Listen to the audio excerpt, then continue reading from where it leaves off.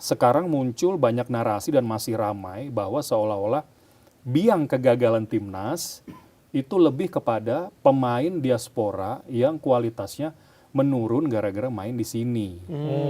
Ini yang gue agak-agak harus kita luruskan sama-sama dulu gitu ya. Sebenarnya banyak waktu, tapi deadlock juga. Nah nyambung ke kritikan itu ternyata cukup ada benarnya gitu. Jadi gue agak menyayangkan respons dia untuk merubah, untuk membongkar, untuk memberikan reaksi supaya minimal kita nyetak gol dulu. Itu yang gue sayangkan. Bung Ais, Siap. gue semalam mimpi ya. Ada yang bisikin gitu, bilang mau main Piala Dunia gitu. Cuma gue mikir, mau main Piala Dunia, Piala AFF aja nggak bisa juara. Aduh, itu berabe emang tuh ya. Padahal ekspektasinya kan gede tuh. Terus sebetulnya salah siapa sih? Nah, mendingan kita tanya sama yang tahu nih, ini salahnya siapa nih? Gitu pada Bung Edwin Setiadinata. Thank you udah diundang. Apa kabar, Bung? Baik, baik. Ini luar biasa Lagi, nih. bukan lagi rame, tapi masih rame ya. Masih ramai karena soal timnas. Iya loh, bayangin tim yang paling mewah kan. Ya. Iya, sepanjang sejarah kan yang paling mewah bisa dikatakan kan. 12 pemain keturunan, udah bukan diaspora lagi yang udah di sini kan. Iya.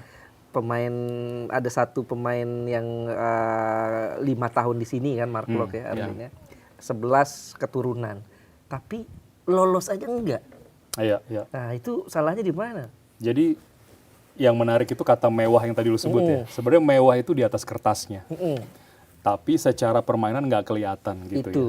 ya. Ini dari mana dulu ya gue jelasin ya. Karena kalau dari pertandingan pertama dan kedua kan kita menang tuh. Ya. Cuma nggak teruji. Betul. Lini belakang nggak ada ujiannya tuh. Meskipun di pertandingan lawan Timor Leste sudah mulai kelihatan agak kekalutannya tuh Is. Betul. Agak bolong ya. Agak-agak berjarak begitu Timor Leste. Kayaknya ada 1-2 counter ya yang bikin kita repot kan pada saat itu. Nah di situ tuh sebenarnya gue udah agak mikir, udah agak waduh next lawan Vietnam gimana ya gitu kan. Dan ternyata kejadian gitu. Jadi gue pingin kita bahas secara konteks di pertandingannya dulu, baru nanti kita agak sedikit melebar ya. Masih konteks juga sih, cuma banyak asumsi, banyak narasi yang menurut gue kadang nggak pada tempatnya aja gitu. Di pertandingan itu sebenarnya yang gue sayangkan memang kita oke lah, kita berani main tinggi, high defense line, tapi kita nggak siap sama ketika hilang bola. Gitu. Jadi kalau sedikit mundur ya Is ya sama Coro, gue ternyata pernah baca bagaimana jurnalis Kanada itu memberikan kritik ke John Hartman yang dimana minim plan B kalau ketemu lawan yang memang mainnya transisi cepat gitu. Dan itu kan memang kelihatan ya waktu Kanada di Piala Dunia, terutama pas lawan Kroasia. Nah balik lagi lah itu udah lewat gitu. Cuma maksud gue ternyata kekhawatiran itu muncul gitu. Vietnam mampu memaksimalkan transisi mereka dengan sangat baik dan kita lengah di situ. Ini evaluasi lebih ke game plan-nya Hartman ya. Di situ menurut gua kita terus kemudian nggak bisa memberikan respons untuk membongkar karena waktunya sebenarnya masih banyak. Kita kan 2 gol cepat tuh. 15 menit pertama ya? Iya, sama menit 15 ya. Iya. Lupa sih, gue 15 kalau nggak salah. Sebenarnya banyak waktu, tapi deadlock juga.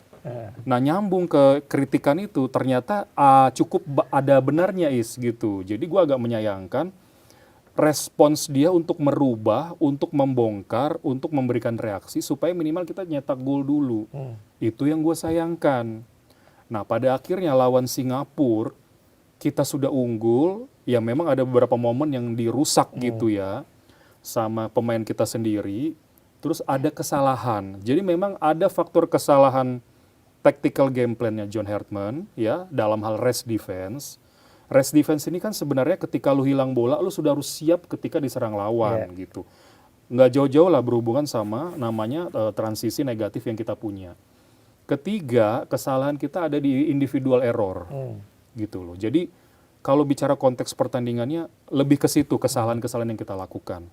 Nah yang gua nggak setuju, sekarang muncul banyak narasi dan masih ramai bahwa seolah-olah biang kegagalan timnas itu lebih kepada pemain diaspora yang kualitasnya menurun gara-gara main di sini. Ini yang gue agak-agak harus kita luruskan sama-sama dulu gitu ya. Karena lihat aja tiap match per match gitu. Bahkan gua pun kaget karena di friendly match tuh kita main sangat meyakinkan kan. Bagus sih ya. Bagus sekali, kreativitas ada, apa jangan-jangan berhubungan sama tekanan pressure nggak ada gitu ya, dan tipikal lawan yang ternyata Vietnam sudah mempelajari kita. Tapi balik lagi ke soal konteks pemain diaspora, kenapa gua nggak setuju dari tahun lalu ya Cor ya, waktu kita Disikat ngobrol tipis. juga disikat tipis, mungkin belum banyak yang ngeh ya Coro ya. Tapi harusnya kalau Ais waktu itu udah ada, dia bisa ngeh mungkin Iya, sedikit. iya. Karena gini Is, kita itu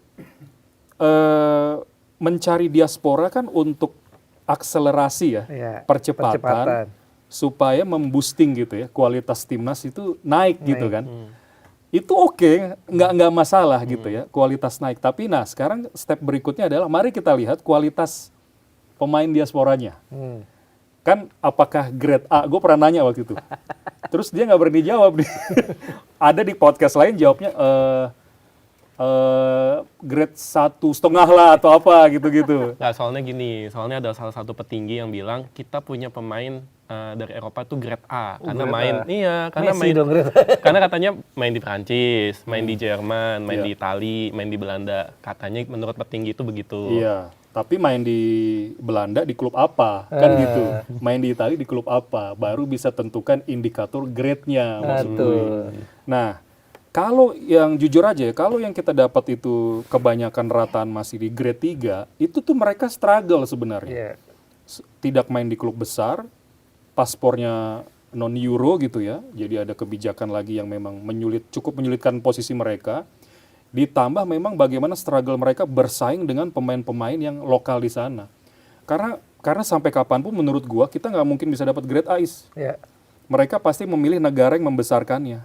Kenapa? Ya itu tadi, peluang main misalnya di klub besar, di Champions League, main di Piala Dunia lebih terbuka gitu loh. Jadi rasanya sih memang nggak mungkin kita dapat itu. Nah, itu sebabnya kalau kita bicara tadi di grade 3 atau grade C, maka kualitasnya itu kita harus tahu juga seberapa lama mereka bisa jaga konsistensi performanya.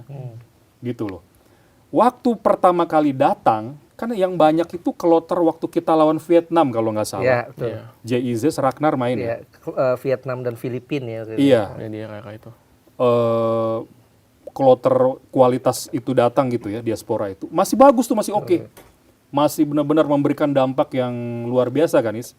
Makanya kita menang tuh lawan Vietnam. 3-0 ya. 3-0. 3-0 dan 1-0 di. Dan Vietnam nggak bisa ngelawan tuh. Iya. Tapi kan dalam perjalanannya sampai hari ini kan ada ups and down pemain ya. Ada sebuah penampilan di mana mereka ada yang masih bisa jaga performanya, ada yang menurun. Menurun kan banyak faktor ya Is ya. Kalau kita sama-sama main bola ya. Tapi yang paling banyak nih pengaruh menurun ini, nanti lu bisa koreksi kalau gue salah.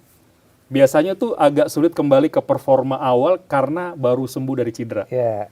Itu yang pertama tuh, Cor. Yang kedua adalah lu kalah bersaing nih Ya, karena nggak ada dapat menit bermain. pemain baru masuk di posisi yang sama. Gak sempet baca? Dengerin aja. Klik icon text to speech, gak pakai ribet di okezone.com.